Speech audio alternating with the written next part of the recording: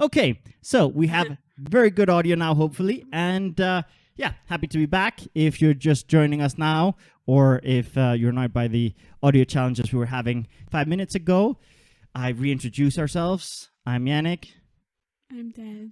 And we're going to be talking about finding positivity during times of adversity. We're going to be looking at how sometimes we get addicted to seeing the bad, feeling the bad, to feeling alive, to feeling the value in the good. And some people sometimes have a hard time valuing the good if they don't have a lot of bad too. Like there are these kind of ideas that if you don't live through adversity and difficulty, how are you going to be able to value the good?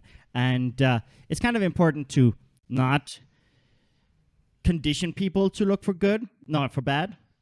And so basically, one thing we were talking about before we got the audio sorted was that you sometimes look for the bad because you have been so used to so much adversity in your life, so many challenges, so many surprises, that you're just kind of waiting, when is the bad going to happen? Or where is the bad that I'm not seeing right now?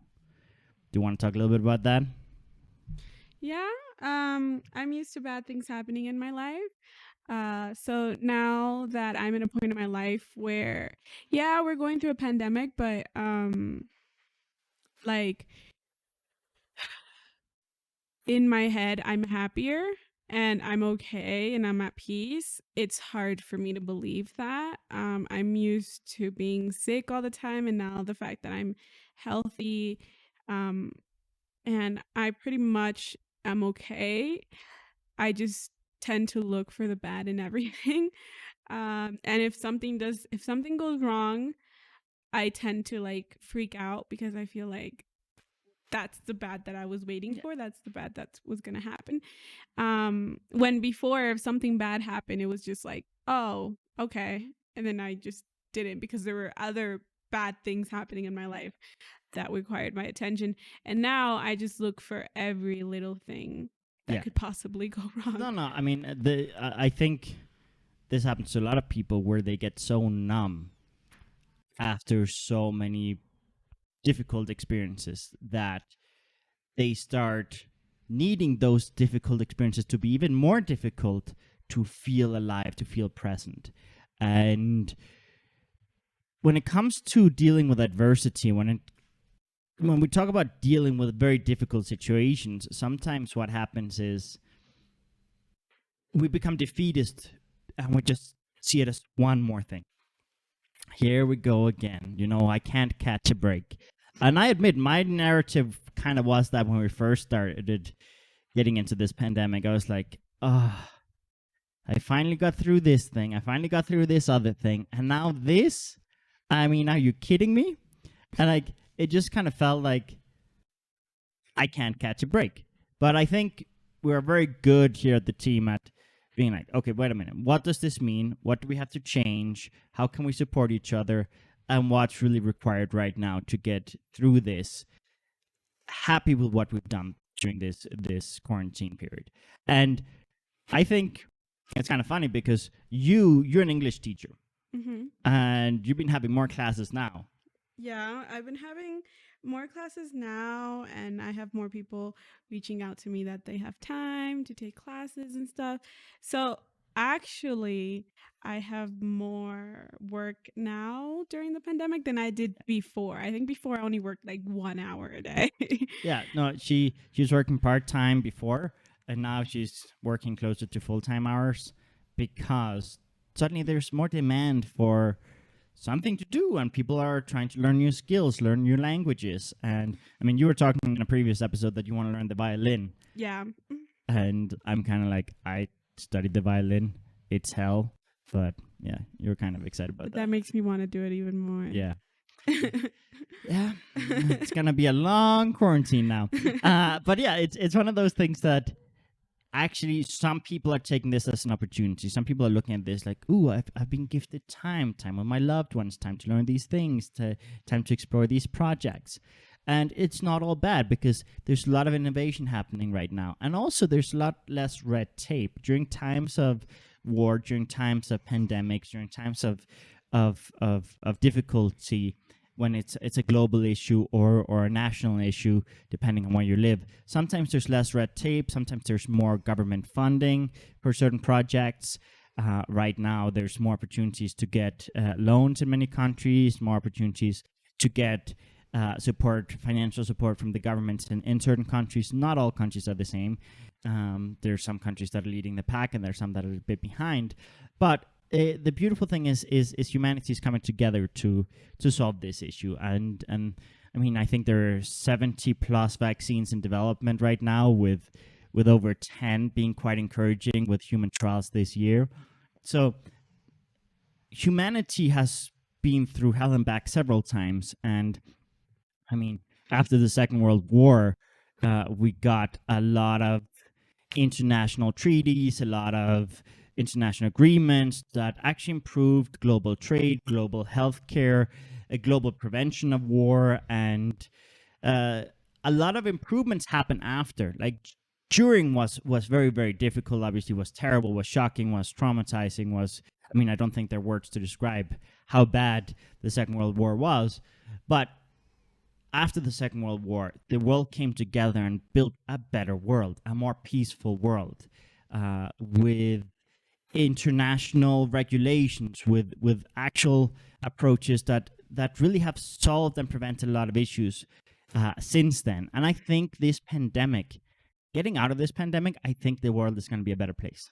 Yeah, as someone that has gone through hell and back 2 times in her life, and I thought the world was gonna end and I was just really sick and stuff, I am excited to see how the world is gonna be after this, because every time you go through a very dark place, when you come out of that, you do amazing things. Yeah. And both of the times that I was in a really dark place, even though it took years for me to get out of there, I was able to accomplish things that I never thought were possible. Why? Because when I was in a dark spot, I realized that I am things that I could do and I was afraid to do. And once I got out of there, it was like, I'm not afraid to do it because I just went through hell and I survived. So I can survive this.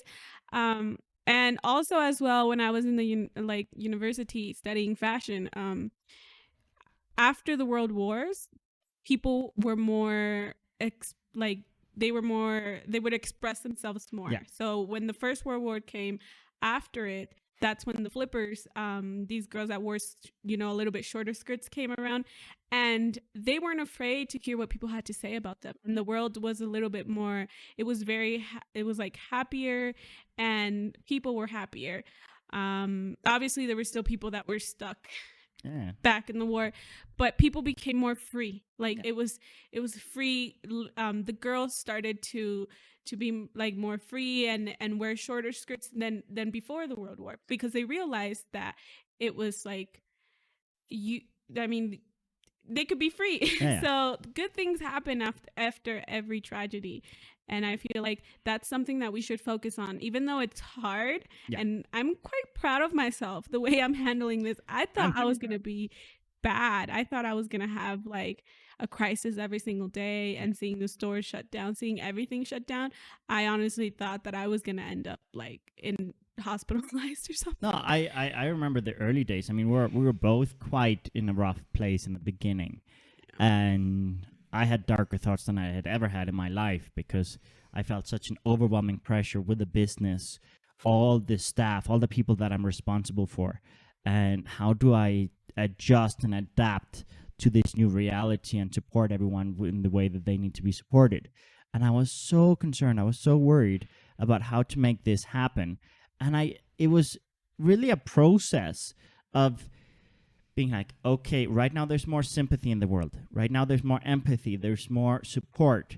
And I started renegotiating rents. I started really taking control. I was like, what can I control? Okay, so maybe I can't travel the world giving conferences, talks, live classes, but I can double down on online. I've been exploring this a bit. We can relaunch the podcast. That's why we're here. We can start doing more digital courses. We've been doing 1 month courses and 2-week courses online with private Facebook groups that have been wonderful, that have been like actually even more enjoyable than many in-person classes, because you have times you're going through a personal transformation with your clients in the course of 2 to 4 weeks. And you get to help them with every challenge that's along the way. It's not just go to a class, yay, I learned a bunch, and go home and then kind of get surprised if there are challenges or needing help a few weeks later. It's really, you can help them actively through a long period. So we've kind of been innovating in the space, and we've been creating a lot of better products. I mean, there's a huge book coming out from Develop Yellman now that my sister has been taking the lead on, and it is coming together. It's going to be a Bible. It's going to be a huge compendium of information. It's going to be like, it has grown into this huge beast. And I'm super excited for that to come out, because it's been it's been a long time coming, but now with the quarantine, it's moving fast. And as a team also, we've been able to support each other in ways that we couldn't before, and we've been more productive in terms of getting videos out in several different languages than before.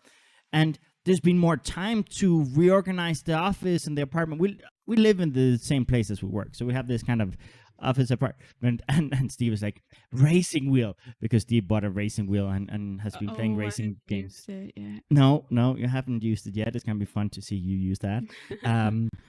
But it's been a wonderful time. I actually, once I got past the first shock and kind of depressive mind that I had in the beginning, with like, oh shit, I have such a big responsibility. How do I tackle this? And when I started focusing on solutions and collaboration and coming together and innovating, it was like, yo, I'm happy I got this kick in the back. I'm happy that I got challenged like this.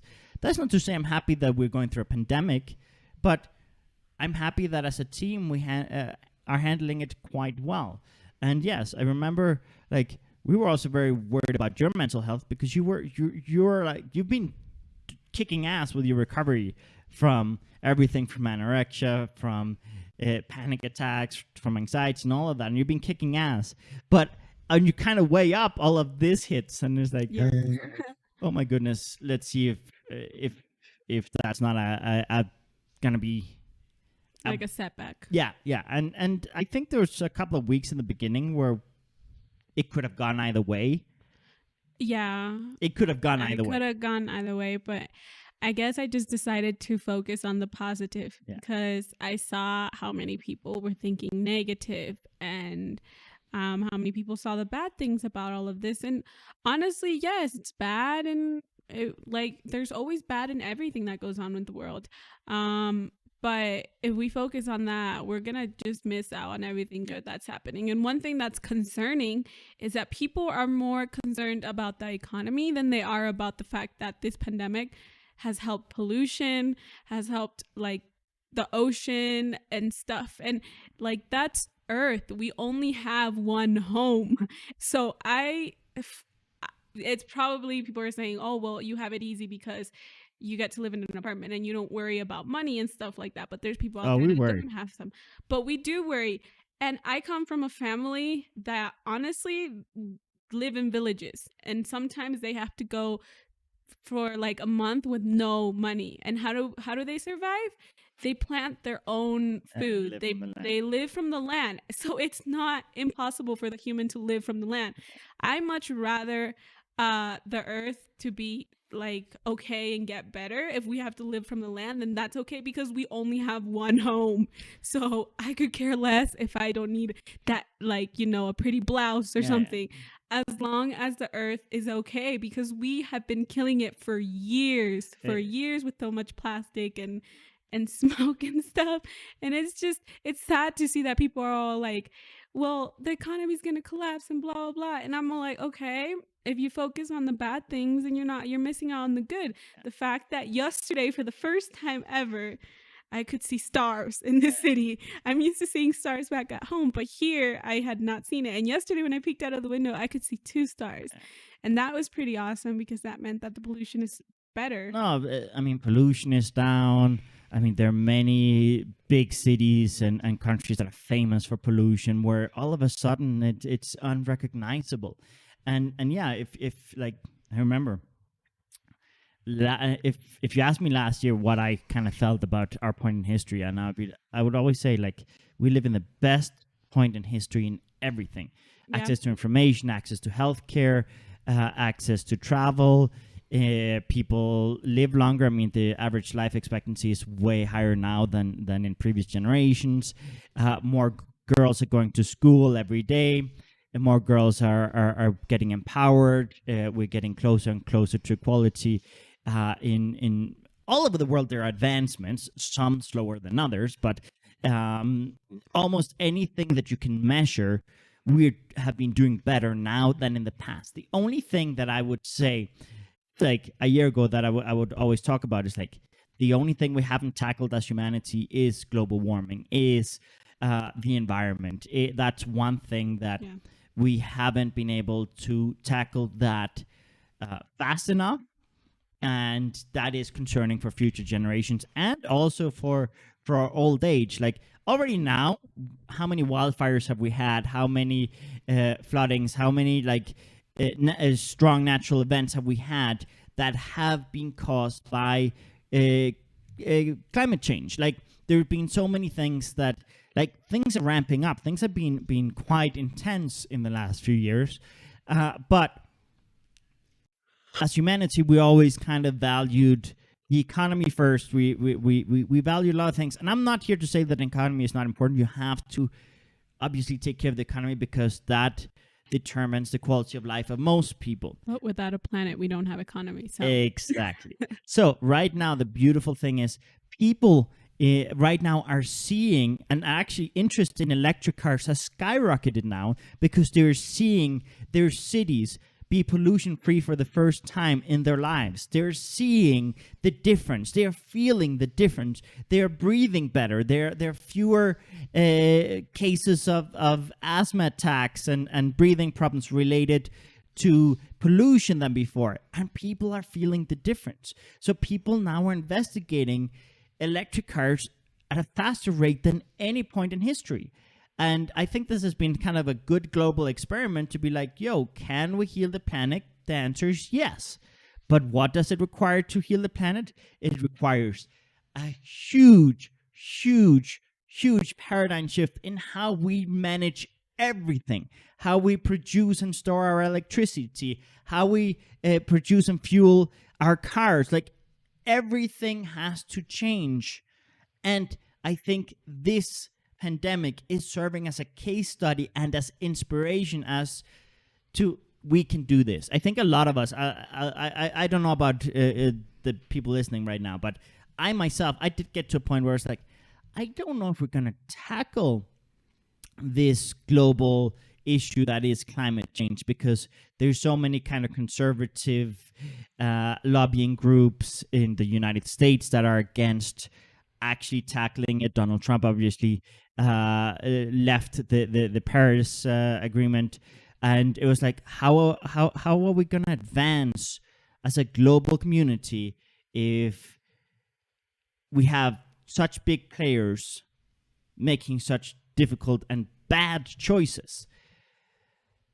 And it's like, and I said difficult, it's not even difficult, it shouldn't even be difficult, but like, you can't sacrifice that. Like, you can't sacrifice the globe. And I think right now, if we're talking about positivity, I am super happy that I'm seeing actual real proof that is hard to deny that we have been killing the planet. Like, and now change is happening.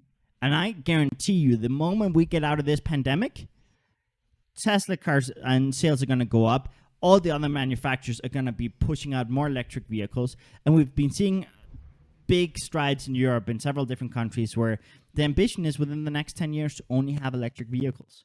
And I think globally there's going to be more of a push towards that. And I'm a car guy. Trust me, I drive a big V8 Cadillac Escalade right now, but I would change in a heartbeat to a Tesla Model X. I would change in a heartbeat. I just live in a place that the infrastructure isn't there yet. They're cute. Yeah. I like them. Yeah, they're awesome. And that's the thing. There's so many things right now that we as humanity are able to see a brighter future if we look at it. we can look at, yes, the next 2 years, we're probably going to be wearing face masks. Yes, the next 2 years, we're probably going to have some social distancing in place. One with a Pikachu on it. Yeah, Steve bought Des and my sister also a Pikachu face mask. And yeah, it's They're cute. you all also talk about a lot about how fashion and runways we're going to be seeing Inspired. a lot of innovation in that space and a lot of inspiration from the pandemic and face and masks. once it's like maybe 10 years from now, 20 years from now, Yeah. I'm going to see, young fashion designers that are going to be probably my age, getting inspired by this pandemic. And that's what happens in fashion. We turn something negative into something like positive. We turn it into fashion. That's our job. Yeah. So yeah, I am quite excited because definitely the face mask is going to be something. Yeah. So I'm quite excited for that. No, and obviously right now it's beautiful because we are having some really important conversations. And yes, globally there's a lot of denial, there's a lot of conspiracy theories, there's a lot of mistrust in government, mistrust in the world, mistrust in vaccines, mistrust in this, mistrust in that. But the beautiful thing is the people that are working on solving these issues are gonna inspire hope in a lot of people that have lost hope, in humanity, that have lost hope in the fact that there are people that are really genuinely interested in helping. And let's face it, everyone in the world is quite invested in this improving, because this is not a sustainable reality right now with the pandemic. So you bet that there are a lot of people right now working their butts off to solve this issue. And there's so many companies that have been so generous in creating ventilators and face masks and supplies and coming up with cheaper ways to manufacture things that are needed to get through this. And there are some very important conversations happening too about healthcare. We're looking at, obviously, Europe that has a history of favoring more universal healthcare. I'm a European citizen. I'm a Danish citizen, and growing up and I was born in Holland, so I've gotten to live in several countries, both in Europe and in North America and in Asia. And I've traveled a lot and moved around a lot, and I can tell you it's wonderful that people now are looking to Europe as inspiration for how they're going to handle it. And this has been a conversation in the U.S. for several years. I mean, Bernie Sanders has been pushing this, and I'm a big fan of Bernie Sanders in terms of what legacy he's leaving now, whether or not he's been able to win the election. He has changed the Democratic Party forever, and he has changed the narrative even for the conservatives. Now things are advancing, things are progressing because someone looked to Europe, maybe ahead of their time. And now, thanks to the pandemic, what's happening? People are looking to Europe and they're like, yo, I want this universal healthcare stuff. There are stories of the same person in Europe and the same, a person with the same coronavirus treatment with ventilators, being unconscious for a couple of weeks, getting the full treatment in Europe and the full treatment in the US.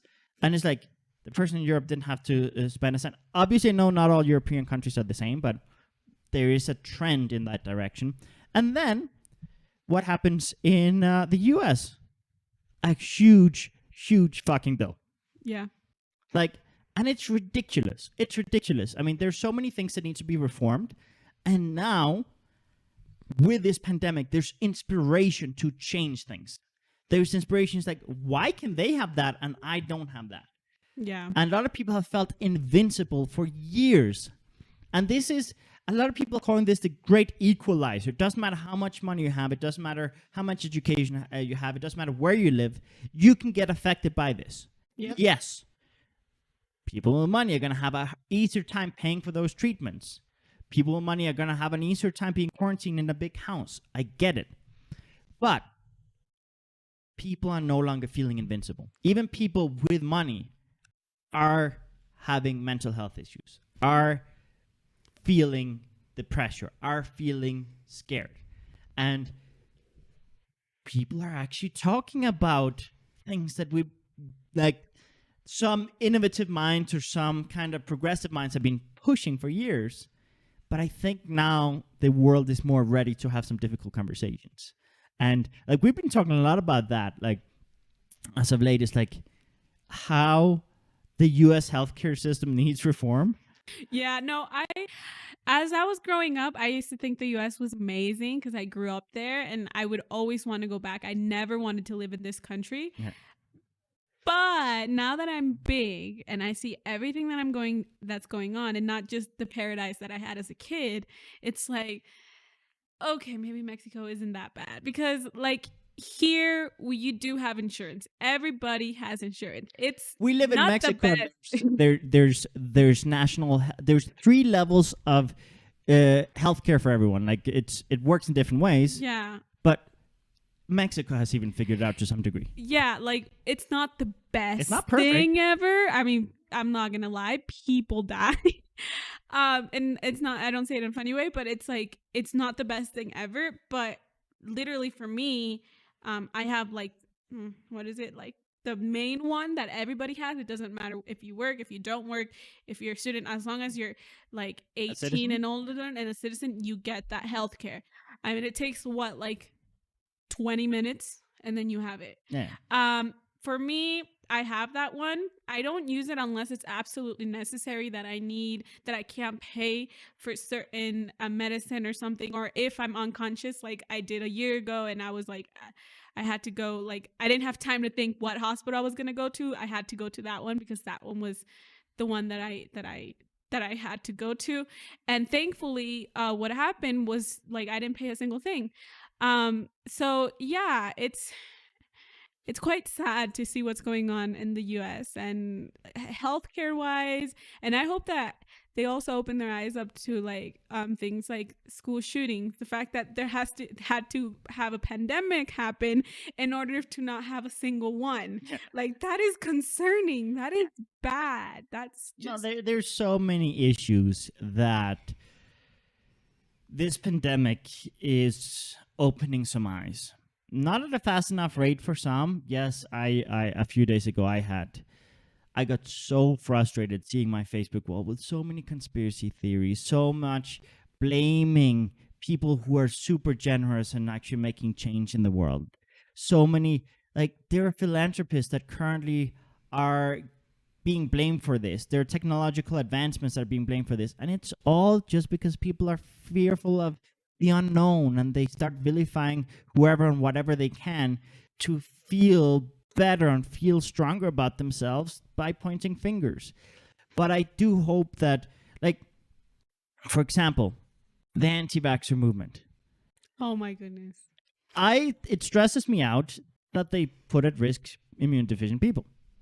They should just like keep them all in a village and put all of those anti-vaxxers in a village and just be like, you can't get out of here, and then like just give them a piece of the world, and then like that's Here, their land. okay, if you want to risk your own life, at least risk it with people that you're not that have the same opinion as Yeah, you. and you could just be there, yeah, like cows and it's because it's so annoying. Like, oh my goodness, it's scary. It's scary. Like, and like right now, if we look at this situation, it's like now we're talking about needing vaccines for the coronavirus, and I hope that people realize just how many people right now are dying because there's no vaccine for it, and how many lives could have been saved if we had a vaccine for this.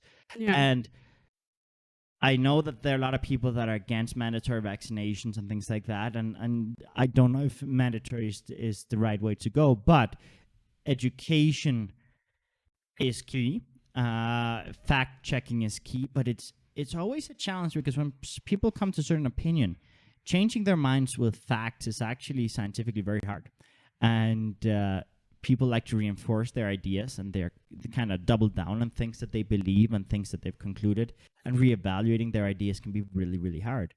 And I do hope that that's another area where, thanks to the current situation, the world will wake up and be like, yo, we got many of the vaccines that we criticize now were born because 80 years ago, 100 years ago, 50 years ago, there was an outbreak of something, or even 200 years ago, there was an outbreak of something that killed many people. Like, people don't remember what it was. Like, obviously, I don't remember People need either. proof. But like polio, could you imagine going through polio right now? It's like there's like the last people with polio are starting to pass away now, but I wouldn't want to be in an iron box having a machine need to breathe for me. There are solutions for that. So there's so many areas where I think the world will become a bit more progressive, will open up a little bit more to scientific achievements, to scientific solutions, to technological solutions. But in the beginning, there's going to be fear. And if you're one of those people who's looking at all your friends criticize technology and science and vilify all of these beautiful advancements for quality of life and life expectancy and all these sort of things, if you're one of those people that's panicking, don't panic, because this is a wonderful case study that is going to inspire people. People are you can't change everyone's mind. You cannot. But if there was ever a case study, if there's ever a situation that's gonna inspire change, this is one of the big ones. Yeah. And my family members are in there because I know a couple of family members that are into, conspiracy theories and how things, and it's just like, oh, okay. No, and I think there's some of your family members that are kind of kind of changing and opening up a little bit more. They were very resistant and kind of being like, oh, this is all government stuff. This is all this. And now being like, you know what, this is a real issue. We should take it seriously. Yeah. And I think, I mean, whenever there's something difficult, denial is one of the first steps, if not the first step, to processing. Some people get stuck in denial for longer than others. And I think there's value in helping people be like, you know what, embrace this new reality. Let's not blame anyone. Let's come together as humanity. Let's not be racist against any race. Like right now, it's very sad how many Chinese and Asian people are getting bullied because they're being blamed for the coronavirus. This is a global problem. We are in this together. It couldn't happen anywhere. Yeah, I mean, swine flu happened here in Mexico. What was it? 12, 14 years ago. I don't remember. They 10 years ago, maybe. 10. Yeah, 10-ish. Different illnesses occur in different parts of the world all the time. This is not something new. We've known this. We've been warned about this for years, that we would have an epidemic or a pandemic coming soon. And because the global community isn't as collaborative as they should be in this space. And now I think the world is coming together and being like, you know what, we should support each other. And we cannot resort to alienating people, vilifying people, being racist, being judgmental, being scared of people. We cannot be afraid of science and technology. We cannot. That's not productive. We need to support the people that are helping us through this process. We gotta appreciate the people that are taking care of us. I mean, recently we went to the supermarket. I don't know if you were there when we tried to get into a supermarket, and people were arguing because they couldn't go in as a full family. My goodness, yes. I am trying so hard during this pandemic not to yell at people. I've been trying this new thing about being nice, but people, it's so hard. I'm just like, are you serious? They're taking care of you. If you don't want to take care of yourself, you can leave. It's like in the airport, all the security, like sometimes do I feel it's a little excessive? Yes. Sometimes I get annoyed? Yes. But I'm also grateful that they're taking care of us and they're preventing terrorist attacks and all that good stuff. Like, when I go through an airport, whenever I can, I thank the people taking care of us. I thank TSA. As annoying as TSA people are, or can be, because some of them are annoying, some of them are very nice people. There's a bit of everything. But the procedures can sometimes be annoying. But whenever I can, I try to brighten their days and say thank you, because I know they get yelled at and cursed at every day. It's like nurses. How many nurses face so much abuse every day by sick people, right? Okay, I could be one of those people, but I don't abuse of it. I just really test their knowledge, because there's some nurses that sure.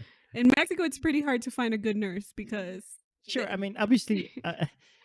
You've had a bad experience that doctors and nurses. You've had a bad experience that made you kind of test them more. But there's a difference between testing them and being ungrateful for them, and I think that's a big key, because, like, yes, you should always educate yourself. You should always challenge people. You should always check if the people you're putting your trust in know what they're doing, that's perfectly fine.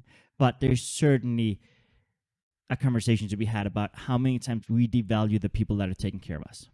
Yeah. How many times we devalue the people that are taking care of us and blame them for our problems. And that's not to say that there aren't people that have influenced our negative states, but if we keep playing the blame game, we don't get through nothing. But the beautiful thing is, if we come together as humanity, as families, as friends, as whatever group, small or large, and actually work on finding problems, supporting each other, and getting through tough times, it's beautiful. I mean, I look at most of my relationships, and they've improved during this pandemic. Which I know that right now, in several parts of the world, divorce rates are up. As soon as countries ease lockdowns, a lot of relationships are turning into, a lot of marriages are ending right now. But I also know that there are many marriages that are where the communication and the empathy and the mutual support and the gratitude is improving, where people are realizing just how much their partner is doing for them. So there's good and there's bad everywhere you look. But it's really encouraging to take this and look at it as a social experiment that's going to help the globe level up. And it is very encouraging to look at all those people that are risking their lives, investing everything into solving problems. That is beautiful. It is beautiful. I mean, it's the amount of acts of kindness that you see every day on the internet if you choose to look at them or look for them. It's amazing. Yeah. I mean, there's so much innovation. There's so much. I mean, I think also the pharmaceutical and the medical industry, how many things have been insanely overpriced? And now you have people 3D printing solutions that before cost $20,000 a piece down to like cents. And there's so many things that are happening right now where we're going to look at inefficiencies, things that are broken, and we're going to fix them. Yeah, a lot of even clothing stores, they have nothing to do with healthcare, but they have donated millions and millions of face masks to healthcare. Yeah. And that's pretty cool. And I hope after this, like, we value nurses, we value doctors a little bit more. In my case, I always test them. I don't, I've also had doctors misdiagnose me with yes, things. I always test them because I went through a really bad thing that I almost lost my life because one doctor just decided to, inject me any medicine. And ever since that day, I'm like, okay, no. And I do test them, and I'll keep testing them because it's my health. It's me. Sure. But I'm not rude to them. They don't like to hear what I have to say, and I've had doctors say, "I'm the doctor. You don't know anything." But yeah, I'm still gonna keep testing them. But I hope that this helps us, value if we have parents, for example, my mom that's a nurse, or parents that are doctors, we help value them a bit more. Yeah. And the fact that so many doctors, I mean, I don't know because I'm not in hospitals, but they stayed knowing they're there, knowing that they could get sick at any moment, and knowing that doctors are not having their friends, doctor friends there and everything, they could still lose their life. Like, they know that, and they're risking themselves there. I don't think I would be able to have that mentality. Like, it's pretty tough for them. And not that, like, they also need to, they can't go to the bathroom. They can't eat. They can't, are they even humans? the fact is, doctors and nurses have died during this pandemic. Yes, they have. People have given their lives to save people. That's a fact. And we have, many people have vilified them. Many people have said that this is all a lie, that this is bullshit, blah, blah, blah. But people have died saving lives. And those lives need to be celebrated and need to be valued. And those risks that people are taking, around the world, how many nurses and doctors are providing their services without the right equipment because globally we don't have the infrastructure to deal with a pandemic of this size? Yeah. And that's why we got to be grateful for all these companies actually making changes. And people are like, philanthropy, it's just a way to look good. I don't care if there's a PR boost in terms of a clothing line providing a bunch of face masks to doctors. If they do it, I really don't care what the motivation is. They did it, and that's If they are saving lives, you got to thank them. yeah. Even if in closed doors there might have been conversations like, this might make us look good. I don't care. Whatever the motivation is, whatever you need to do to justify, because I know sometimes there's very good intent, but you need to justify it for different audiences. And yeah, if you have to justify it to investors as this is a good investment, do it. Like, Yeah, but you're helping. I'm not gonna look at that and devalue that effort. Like, Yeah. I'm grateful. And a lot of people are like, it's a gimmick. It's like, no, it's not a gimmick. It's actual results. I always like to come back with those people like, what are you doing? Exactly. What are you doing? You're just sitting You're there sitting behind a there computer just criticizing everyone. It's like, exactly. It's like the Bill Gates situation. He's donating 99.96% of his wealth before he dies or when he dies, and not passing it on to his children, not keeping it within the family, and it's all going to charity to save lives. He has spent millions and millions and billions taking care of the world and focusing on parts of the world that people ignore, that people discriminate against, that people really just forget about. And people like to criticize him. And people are criticizing him and calling him the villain, that he's planned this and patented this. And I feel so bad because I know that when he's gone to Africa and provided solutions in terms of medicine and vaccines, people have treated him like an invader. People have treated him with a lot of abuse. And I'm like, how do you stand all of that abuse helping so many people?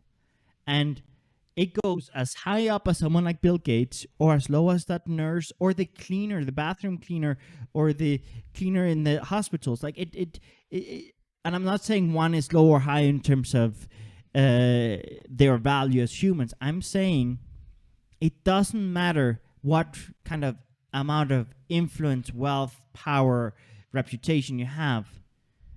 Doesn't matter what it is you're doing. People that are contributing are being looked at with the wrong light from some people. And I saw a video where they didn't like let a doctor go into a bank because they thought he was infected or something, and it wasn't safe. Man, if I would have been there, yeah, I'm trying to be a good person. They've done I'm really that with trying. doctors. They've done that with nurses. It's really sad because they're giving their lives, and people are here being ignorant, and like there's a more possibility that other people have it that are in that bank than the actual doctors and nurses. Why? Because people that are normal people, the ones that are not doctors, they don't know how to take care of themselves. I still see people in banks, in grocery stores, take off their mask. The other day I saw this lady like with the mask and her gloves and everything, but she was like rubbing Touching her her eyes. yeah. And I'm like, are you serious? At least healthcare and nurses know what to do. Even let's say even if they go in a bank and they have coronavirus, they're not gonna be like most of normal people rubbing their eyes and touching things. They're more cautious because they come from a hospital. I will never understand the human brain. Like I'm just like, I hope this never happens to me. I hope I never go to a bank and see that, because I just feel they've done that. They've done that with Chinese people. They've like there's so many videos circulating right now of Chinese people being bullied, being kicked out of stores and things. And I'm like, I just want what the fuck? Like, what's going on? Like, and it's quite sad. It's quite sad. But we're looking at these sad things, but we're looking at it as let's flip the switch. Let's look at it from another angle, and let's look at these people that are giving their lives, these people that are facing criticism and judgment to actually help. Let's look at how this difficult time will help us innovate and come together as a global society. Let's look at how so many things are going to improve for the planet thanks to this. Let's look at how healthcare hopefully will get some reforms now. How we will be more prepared for the future, whatever it throws at us. Because we have no choice. If we're going to get through this, we're going to get through it by innovating and coming together. And it will make us more prepared for a brighter future. And yes, the next 2 years are going to be a little strange. They're going to be a little awkward. I mean, it's okay. I'm looking forward to wearing a face mask. I mean, matching it with all of my outfits and stuff. It's okay. No, and that's something I love seeing, that like going around the street and seeing, all these beautiful ladies all dolled up, and like even old ladies that have taken the time to have, the face mask the exact same tone as their shirt or their dress or whatever outfit. And I'm like, props to you to actually enjoy dressing up and being fashionable with that and taking it to that degree. I've seen so many beautiful face masks, and right now they're like bra face masks. I don't know if you've seen like lingerie face masks, also very cool. Like there's so many cool things coming out with it. And I saw a military guy with a military face mask, and I'm like, it's fun to see all these face masks. Are they uncomfortable and annoying and inconvenient sometimes? Yes, I agree. Are they saving lives? Yes, they are. All these myths on the internet, let me bust some for you. Okay, how do face masks work? Yes, if you wear face masks wrong, will it protect you a lot? No, but if you wear it, it will protect other people more than it'll protect yourself. That's why the more people that have it, it's like vaccines. It's not just about protecting yourself, it's about protecting the whole community. Because when you cough or you sneeze into a face mask, whether it's a good or bad quality face mask, it will reduce how far your germs travel. And it will prevent the spread. And it's something that there are studies and there's research from Asia that prove that actually face masks work. In the beginning of the pandemic, people were talking that they didn't work because there wasn't enough supply, and they wanted the supply to go to doctors and sick people first. So they said, don't buy it because you're taking it away from people that really need it. But as a global community, we have been able to manufacture and produce way more now, and now there's a lot of supply, and now everyone should be wearing them. And that is something that the global community is turning around. The Western world is looking to Asia and be like, how did Asia curb this so fast? How did they get through this so fast? One of the key ingredients was face masks. And now they've been looking and doing a lot of research and tests, and it's like, you know what? Okay, yes, a bad mask, badly placed, won't protect you as much, but it'll protect other people more. A good mask, a good quality mask, well, it'll protect you a lot. Obviously, there are masks that are very good quality, very well built.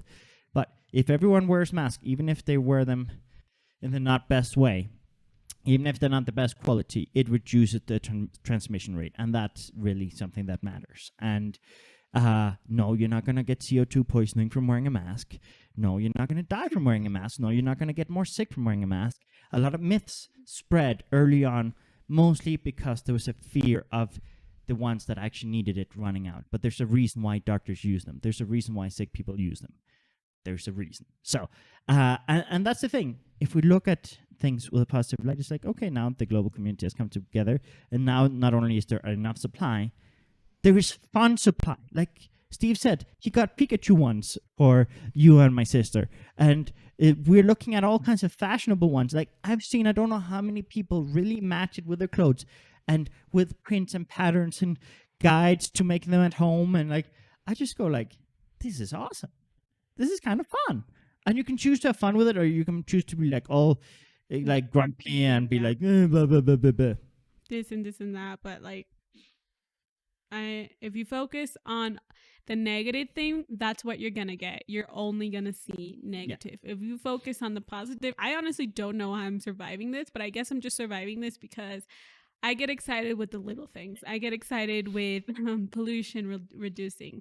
The fact that that I'm in a position where, I'm making more money now than I was before the pandemic, and that gives me a chance to help people that don't have that.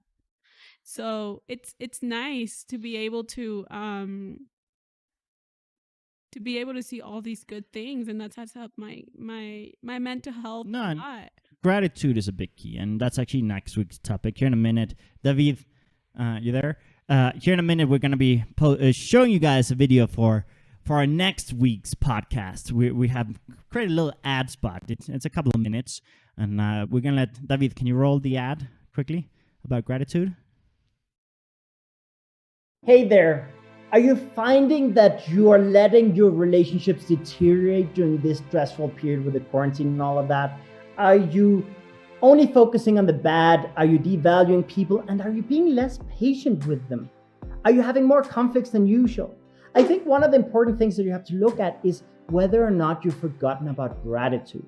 Because gratitude can actually help you heal relationships, resolve problems, and improve communication and harmony in all of your relationships. I really want to invite you to implement more gratitude during this time, because gratitude will change everything, how you feel and how your loved ones feel. What do I mean by this? If you take the time to actually understand the actions of your loved ones without any preconceived notions, without implementing any past traumas, without assuming the worst, and actually try to identify, why are they doing this? What are they trying to achieve? You might get surprised about how they're actually trying to help you, but the way in which they're helping you might not be what you need or want.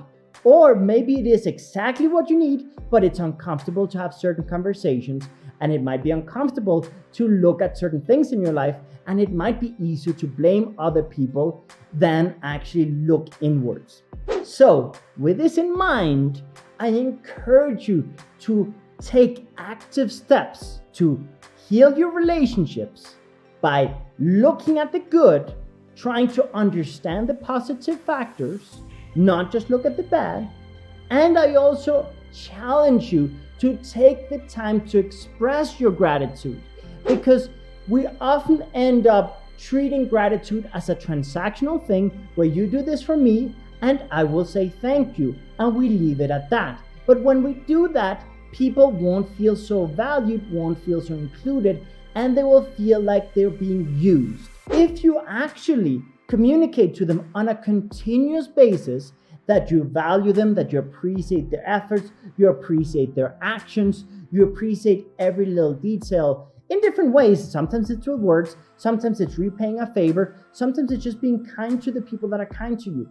You can communicate gratitude in a million different ways. But I challenge you to communicate it in more ways and more frequently. Because if you do that, your loved ones will feel more included, more valued, more heard, and they will also feel like they play a more important role in your life. And if they end up feeling that way, they will stop being so forceful, they will stop being so intense, they will stop being so annoying, because when we feel left out, we become more intense, we become more forceful, we become more annoying, we become more insistent. But when we feel included, when we feel valued, we become much more relaxed, much more natural, much more to the point, but without all the drama and bullshit. Bullshit.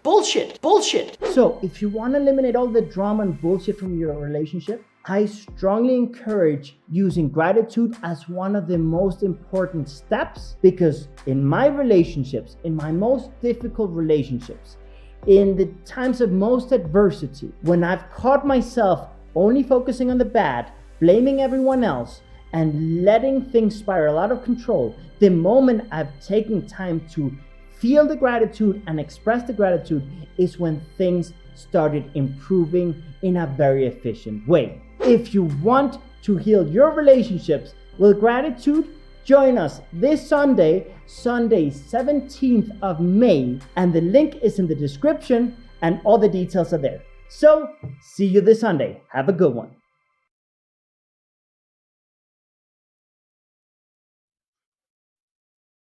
Okay, so we're back from the little ad spot for next week's episode. And as you can see, next week's episode is going to be about gratitude. And right now, I think gratitude is one of the easiest ways to improve your relationships, your confidence, your happiness, and just kind of have a more positive outlook of things, because there's always going to be something negative to look at. There's always going to be something you can criticize, somewhere you can point a finger. But if you start looking at all the beauty, all the good, all the acts of kindness, all the people stepping out of the comfort zone, taking risks, and really being there for you in one way or another, whether they directly know you or doing it from afar, it changes everything. It changes everything. And I mean, I think we've been doing a really good job at reminding each other of our contributions to each other, to the team, and it makes everything better. when we take time to value people and also our loved ones that we might have some resentment towards, just taking time and being like, you know what, I might not like this about them, I might not like this, but I am really grateful that they did this. And taking that time can improve so many things. So next week we're going to be obviously focusing on that. And with that in mind, I also want you to think about right now globally, just throughout the week, and then next week we're going to go into it much more in depth. How can you start being more grateful for everyone and everything right now? And how can you express your gratitude more to people?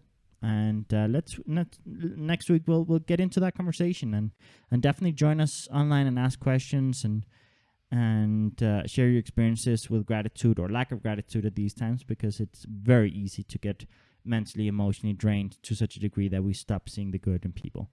And it's very easy to get discouraged, but there's so much good out there. And I honestly, I really feel that this is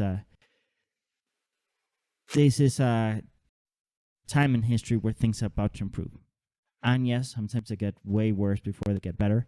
But I do genuinely feel that as humanity, well, this is an opportunity to level up. It's a wake up call for us. It's a wake up call. And it's to a kick show in the us butt. that Earth doesn't need us; we need Earth. Yeah. So we got to remember that.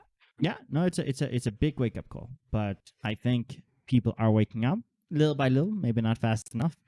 But there'll be some very good case studies, a lot of scientific and academic research is being done right now that will inspire future generations. And people will look back at this era and they will remember the people that actually made change. So with that in mind, I say thank you guys for being here. Thank you guys for supporting us, for challenging us. And thank you for being here with me. I am really happy. You're a great contribution to season 2. And thank you, David. And we'll see you next time, next week. Same place, same time. And have a good one.